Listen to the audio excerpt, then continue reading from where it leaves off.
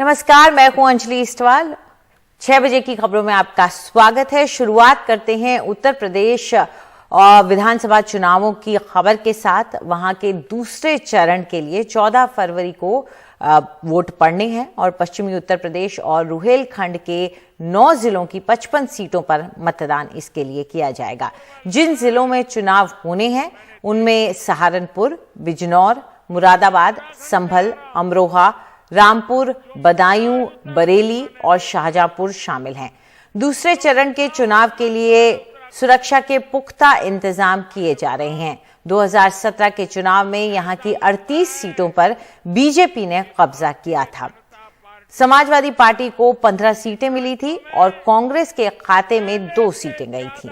अर्धसैनिक बलों की 800 कंपनियां इस पूरे इलाके में सुरक्षा के लिए तैनात की जा रही हैं।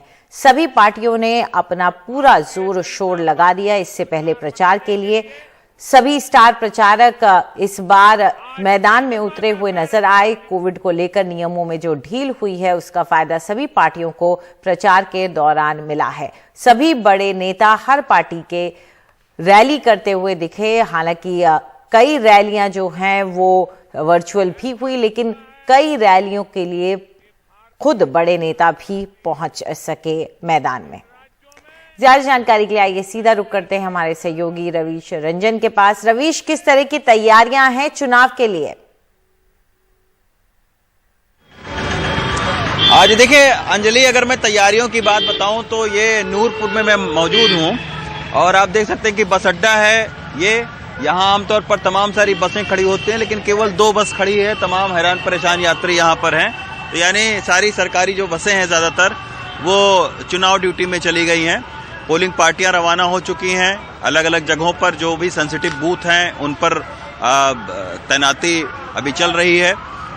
लेकिन ये दूसरा चरण बहुत महत्वपूर्ण है। दूसरे चरण में सहारनपुर हुआ, देवबंद, आपका रामपुर हुआ। रामपुर में भी तमाम दिग्गज जो है वो चुनावी मैदान में हैं। तो दूसरे चरण की पूरी तैयारी है और अब प्रचार खत्म हो चुका है। तो अब 10 तारीख के नतीजों का सबको इंतजार है। पहले मतदान होगा 14 तारीख को, उसके बाद में 10 तारीख के जब नतीजे आएंगे तब ये पता चल पाएगा कि किस सियासी पार्टी कितनी हद तक लोगों को समझाने में अपने अपने पक्ष में कामयाब रही है। लेकिन पहले चरण और जो दूसरा चरण है उसमें पश्चिमी उत्तर प्रदेश के ज़्यादातर जो जिले हैं वो कवर हो रहे हैं दूसरे चरण में। तो अंजलि, तैयारियां पूरी हैं सरकार की तरफ से और इस बार चूंकि कोविड प्रोटोकॉल का भी पालन करवाने की चुनौती है तो इसीलिए 1250 मतदाताओं का अलग अलग जो बूथ हैं वो तैयार किए गए हैं ताकि बहुत ज़्यादा भीड़ न जुटे। तो तैयारी पूरी है और लोगों में भी उत्साह है मतदान को लेकर। और तमाम सारी जो नेता हैं बड़े बड़े, सुरेश खन्ना हो चाहे शाहजहांपुर से बीजेपी के मंत्री रहे हैं, उनके प्रतिष्ठा दांव पर लगी है। रामपुर में आजम खान और उनके जो बेटे हैं अब्दुल्ला, वो चुनावी मैदान में हैं। उनके विपक्ष में जो रामपुर के नवाब हैं वो हैं चुनावी मैदान में। और बीजेपी के जो एकमात्र सिख मंत्री हैं बलदेव सिंह औलख, जो कि बिलासपुर से लड़ रहे हैं, उनके प्रतिष्ठा दांव पर लगी है। देवबंद, जो पिछली बार बहुत चर्चा थी कि देवबंद में जी तो कई ऐसी सीटें हैं जो अहम मानी जा रही हैं। इस बार कहा जा रहा है कि उन पर कड़ा मुकाबला रहेगा। चुनौती एक दूसरे को जो पार्टी के लोग दे रहे हैं उस पर काफी दिलचस्प लड़ाई होने की उम्मीद बताई जा रही है। शुक्रिया रवीश इस पूरी जानकारी के लिए। जनता की सेवा। और अब बात करते हैं उत्तराखंड की, जहां पर विधानसभा चुनाव का प्रचार अब थम गया है। उत्तराखंड की सभी 70 सीटों पर एक ही चरण में 14 फरवरी को मतदान होगा। प्रचार के आखिरी दिन बीजेपी और कांग्रेस दोनों ने ही पूरी ताकत झोंकी। रुद्रपुर में प्रधानमंत्री मोदी ने रैली की, वहीं सीएम पुष्कर सिंह धामी के क्षेत्र खटीमा में प्रियंका गांधी ने रैली की। और आज तमाम भाजपा के नेता और इस पर ज्यादा जानकारी के लिए कि आखिर वहां पर कैसा रहा चुनाव प्रचार और क्या है तैयारी, ये जानने के लिए आइए सीधा रुक करते हैं हमारे सहयोगी अक्षय डोंगरे का, जो कि लालकुआं इलाके में मौजूद है। अक्षय, किस तरह का प्रचार रहा है उत्तराखंड में और अब कौन सी ऐसी सीटें रहेंगी या कौन सी ऐसी लड़ाइयां जंग रहेंगी जो दिलचस्प रहेंगी उत्तराखंड की? देखिए सबसे पहले तो मैं बता दूं कि जिस इस वक्त जहां मैं मौजूद हूं वो लाल कुआं कॉन्स्टिट्यूएंसी है, जहां से पूर्व मुख्यमंत्री हरीश रावत खुद चुनाव लड़ रहे हैं।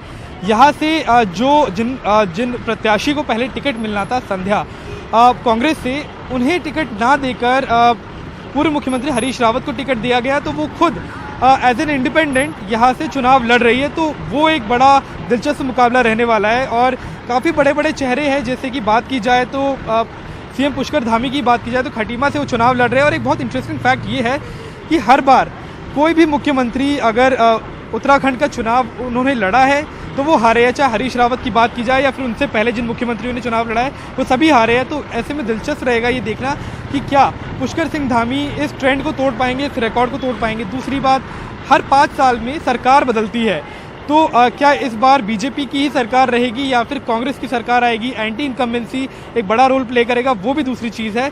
तो कुछ लोगों से बात करने की कोशिश करेंगे, यहाँ पे समझने की कोशिश करते हैं कि लाल कुआं की समस्या क्या है जिस कॉन्स्टिट्यूएंसी में इस वक्त हम मौजूद है।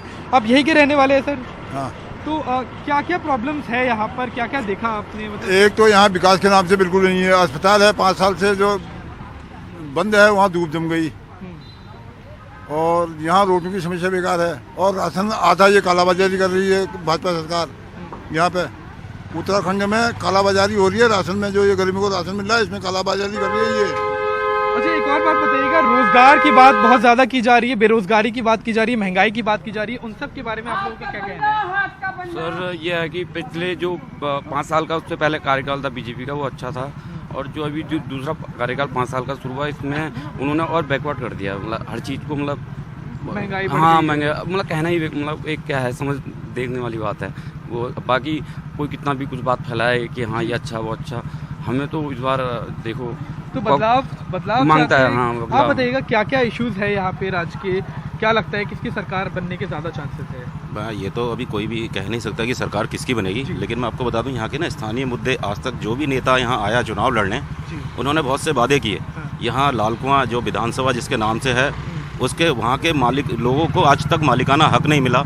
आज कोई भी महिला को अगर कोई स्त्री बच्चा पैदा करना हो तो उसको यहाँ से 16-17 किलोमीटर जाना। आज से लगभग 50 साल हो चुके हैं इस लाल कुआं विधानसभा को, लाल कुआं को बचे हुए। ये प्रॉब्लम्स अभी तक सॉल्व नहीं आज तक कोई यहाँ ऐसा कोई अस्पताल नहीं है। छोटे छोटे से अस्पताल है, एक प्राथमिक स्वास्थ्य केंद्र है, इतना बड़ा जो आज तो ये सिर्फ लाइट में इसलिए आई है क्योंकि यहाँ पे पूर्व सीएम चुनाव लड़ रहे हैं। इस वजह से आज सारे बड़े बड़े चैनल, सारे आप लोगों के माध्यम से यहाँ लोग पहुँच रहे हैं और लोगों तक बात पहुँच भी रही है। लेकिन आज इन लोगों को ये आज तो ना तो किसी को मालिकाना हक है किसी के पास, ना कोई एक ऐसा अस्पताल है जहाँ पर महिला अपने जो है बच्चे को पैदा कर सके। यहाँ कुछ नहीं है ऐसा, सबको यहाँ से दूर भागना पड़ता है, कुछ नहीं है। बात हम उत्तराखंड के सेमी अर्बन इलाकों की कर रहे हैं, ये बिल्कुल गांव भी नहीं है। सड़कों की हालत काफ़ी ख़राब है, रोजगार, महंगाई, पलायन तो मुद्दा रहा ही है। वो तो और ऊपर जाए, अगर हम अल्मोड़ा साइड जाए तो उस साइड कई सारे ऐसे घोस्ट विलेज बन चुके हैं उत्तराखंड में, जहाँ पर अब एक भी परिवार नहीं रह रहा है।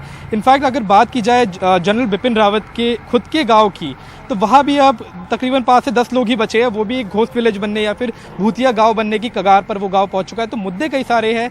चुनाव प्रचार आज तक हुआ, अब थम चुका है, लेकिन देखने वाली चीज़ ये रहेगी कि क्या सरकार बदलेगी, क्या मुद्दे भारी रहेंगे या फिर पॉलिटिकल पार्टीज और उनके सिंबल। बिल्कुल, शुक्रिया ऐसे पूरी जानकारी के लिए। वाकई रोजगार और संस्कृति को बचाना एक बड़ा मुद्दा पहाड़ों में होता है। अब बात करते हैं उत्तर प्रदेश की, जहां कानपुर में सभी दल जीत के लिए जी जान से जुटे हुए हैं। लेकिन किन मुद्दों पर जनता का ध्यान है और उनका क्या कहना है वोटरों का, ये जानने के लिए उनसे बात की है हमारे सहयोगी सौरभ शुक्ला ने। हम इस वक्त उत्तर प्रदेश के एक अद्भुत शहर कानपुर में हैं। कानपुर अपनी भाषा, बोली, अपने अलग अंदाज के लिए जाना जाता है। और इस वक्त हम हैं कानपुर के बदनाम कुल्फी के सामने। इसका नाम बदनाम कुल्फी है, लेकिन इस कुल्फी के लिए लोग कतार में लग करके खरीदते हैं। है मौसम ठंड का, लेकिन आप देखेंगे ठंड में भी लोग यहाँ खरीद रहे हैं। और यहाँ बगल में ठग्गू के लड्डू, जिनका टैगलाइन है कि ऐसा कोई सगा नहीं जिसको हमने ठगा नहीं। तो ये कानपुर में ही हो सकता है। क्या लग रहा है चुनाव में कुछ माहौल, आप महिलाओं के क्या मुद्दे हैं?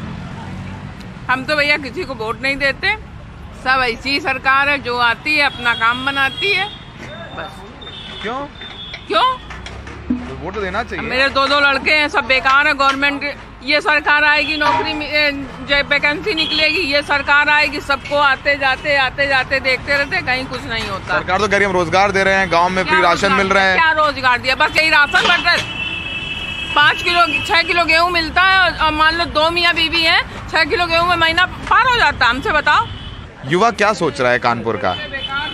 युवा से यही सोचा है कि कुछ ऐसी पॉलिसी बनाई जाए जो प्राइवेट नौकरी में जॉब करते हैं उनकी सैलरी स्ट्रक्चर सही बने, सैलरी के नॉर्म सही बने, जो वर्किंग डेज हो गवर्नमेंट की तरह हो, लगे ना कि प्राइवेट नौकरी है। तो प्राइवेट करता तो आदमी का जो माहौल होता है वो लगता है कि प्राइवेट है, उसको दूसरे लोग भी ऐसे देखते हैं कि इसे नौकरी अच्छी नहीं है। नौकरी अच्छी नहीं है आपको लगता है? हाँ। तो रोजगार आपके लिए मुद्दा है? हाँ बिल्कुल ऐसे। आप युवा हैं, लड़की हैं, आपके लिए क्या इश्यूज हैं इलेक्शंस में? क्योंकि युवा, क्या हम लोग कहते हैं ना, ये समय देश युवा चलाता है और हिंदुस्तान एक युवाओं का देश बन चुका है। आप क्या सोचती हैं? जी बस मैं यही सोचती हूँ कि मतलब जो भी है इक्वालिटी में रहे, लड़की लड़का के लिए, या फिर आप जैसे सीट्स के लिए कह सकते हैं CST जनरल, ये सब के लिए मैं भी यही चाहती हूँ मतलब इक्वल रहे, ऐसा कोई रिजर्वेशन वाला ना। क्योंकि देखिए बात ये है ना कि मेहनत सब बराबर कर रहे हैं, बट अब जो SC/ST हैं वो उतनी बराबर मेहनत करके आगे निकल जा रहे हैं और जो जनरल लोग पीछे रह जा रहे हैं। क्या लग रहा है कानपुर के ही हैं? हाँ कानपुर के हैं। कानपुर की जनता क्या सोच रही है इस बार चुनाव में? चुनाव में इस बार मतलब कोई डिसीजन ले नहीं पा रहा, सबका अपना अपना ये है, लेकिन मैक्सिमम लोग बदलाव के चक्कर में हैं। बदलाव के चक्कर में मुद्दे क्या हैं कानपुर के? मुद्दे तो वही है, महंगाई है, परेशानी कितनी बढ़ गई है, और देखिए कि हर एक चीज़ का मतलब नौकरी के लिए बच्चे भटक रहे हैं। तो कानपुर में भी दूसरे शहरों की तरह एक बहुत बड़ा मुद्दा रोजगार का है। फिलहाल यहाँ पर पिछली बार 10 में से 7 सीटें बीजेपी ने जीती थी।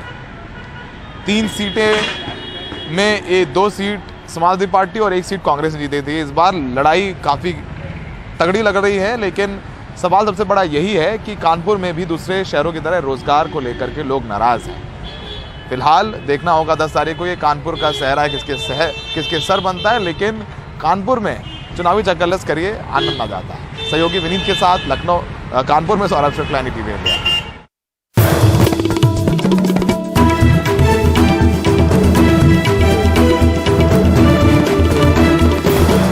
उत्तर प्रदेश का मुरादाबाद समाजवादी पार्टी का गढ़ माना जाता है, लेकिन यहां सड़कों की हालत बहुत ही खराब है।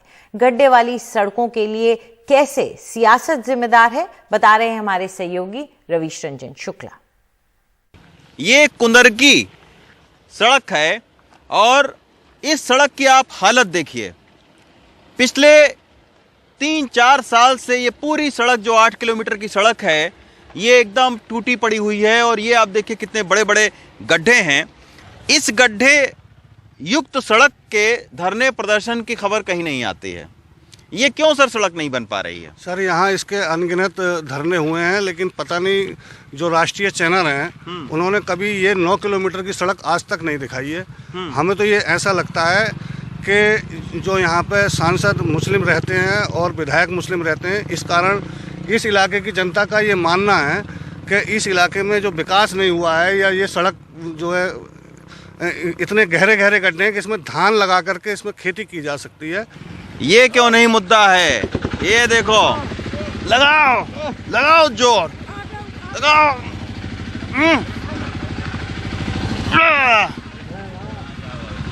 और लोगों को बुलाओ। माता जी टेम्पो फंस गया।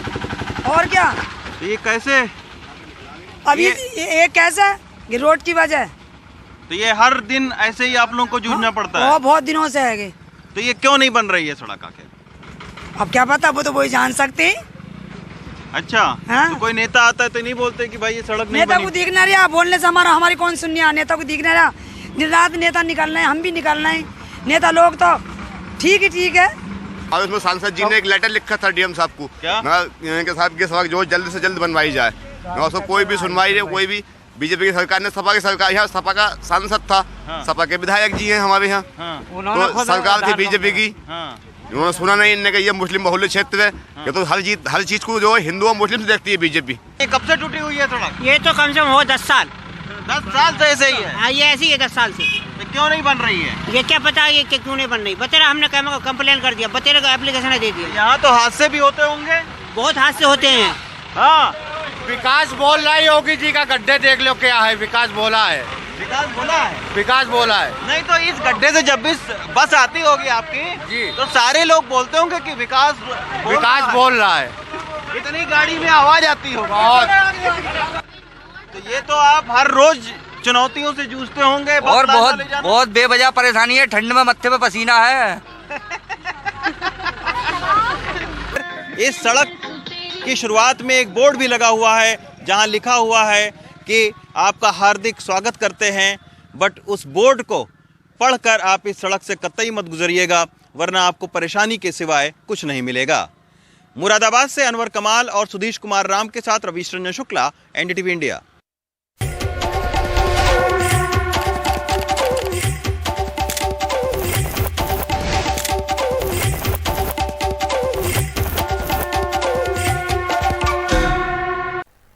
एसबीआई ने एक बहुत बड़े घोटाले की बात कही। करीब 22,842 करोड़ रुपए के घोटाले का आरोप लगाया गया है एक कंपनी पर। दरअसल एजीबी इंटरनेशनल कंपनी पर यह आरोप लगाया गया, जिसमें आपराधिक साजिश और धोखाधड़ी समेत कई धाराएं दर्ज की गई हैं। हमारे साथ हमारे सहयोगी मुकेश सिंह सेंगर जुड़ गए हैं। मुकेश, ये जो आरोप हैं ये किस वजह से लगाए गए हैं, क्या कहना है एसबीआई का?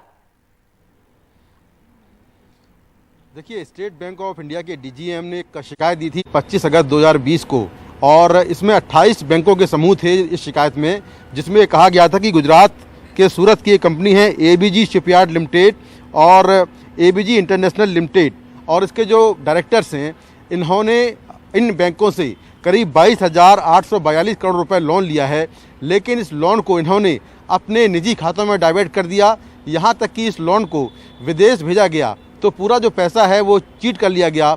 अब ये अब तक का देश का सबसे बड़ा बैंकिंग फ्रॉड है। इसके पहले हम जानते हैं कि जो नीरव मोदी का घोटाला था, जिसमें करीब 13,000 करोड़ रुपए उन्होंने बैंकों का चीट किया था, उससे बड़ा ये घोटाला है जो अब देश का अब तक का सबसे बड़ा घोटाला है, जिसमें 22,000 करोड़ से ज़्यादा की रकम बैंक से लोन ली गई और बाद में ये पैसा बैंकों को नहीं चुकाया गया। तो इसी कंप्लेन की सीबीआई पिछले 1.5 साल से जांच कर रही थी, और जांच में ये पाया गया कि जो बैंकों के एलिगेशन हैं, जो उनके आरोप हैं, बिल्कुल ठीक हैं। और उसके बाद सीबीआई ने अब इस मामले में केस दर्ज कर लिया है। जो केस है वो धोखाधड़ी समेत क्रिमिनल ब्रीच ऑफ ट्रस्ट की तमाम धाराओं के तहत दर्ज किया गया है। इसमें जो आरोपी हैं वो एबीजी शिपयार्ड लिमिटेड हैं, उसके डायरेक्टर्स ऋषि कमलेश अग्रवाल, संता नाम सुबोध स्वामी, अश्विनी कुमार, सुशील कुमार अग्रवाल, रवि बिमल निवेतिया, और जो ABG international private limited company है ये भी इसमें आरोपी है। तो कुल मिलाकर सीबीआई ने केस दर्ज कर लिया है और पूरे मामले की जांच की जा रही है। लेकिन जैसा कि जो जानकारी मिली है कि ये देश का सबसे बड़ा बैंकिंग फ्रॉड है, जिसमें करीब 23,000 करोड़ रुपए का लोन 28 बैंकों से लिया गया, और ये सारा लोन जो है वो चीट कर लिया गया, उसको अलग अलग खातों में डाइवर्ट कर दिया गया और काफ़ी सारा पैसा विदेशों में भेजा गया है। तो कुल मिलाकर सीबीआई इस पूरे मामले की अब जांच करेगी और जो आरोपी हैं उनको गिरफ्तार करने की कोशिश करेगी। जी, शुक्रिया इस पूरी जानकारी के लिए मुकेश। तो बड़ी खबर ये आ रही है, 22,842 करोड़ यानी कि लगभग 23,000 करोड़ रुपए का चूना अलग अलग बैंकों को लगाया गया है, और उसके बाद इस सारे पैसे को देश के बाहर भेजा गया है। तो ये एक बड़ी खबर इस वक्त आ रही है। हम एक छोटा सा ब्रेक लेंगे, ब्रेक के बाद खबरों का सिलसिला जारी है।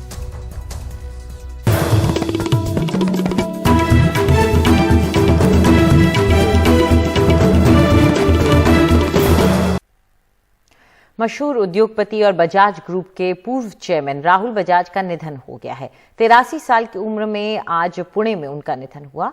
राहुल बजाज ने 1965 में बजाज ग्रुप का जिम्मा संभाला था और 50 साल तक चेयरमैन रहे।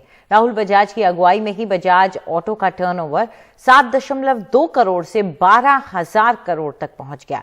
इसके साथ ही ये 2 व्हीलर बेचने वाली देश की सबसे बड़ी कंपनियों में से एक बन गई। 90 के दशक में बजाज ग्रुप का हमारा बजाज कैंपेन बहुत लोकप्रिय हुआ था।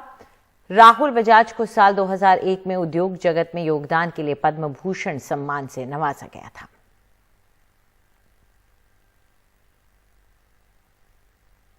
और नवंबर 2014 में राहुल बजाज से बात की थी वरिष्ठ पत्रकार शेखर गुप्ता ने।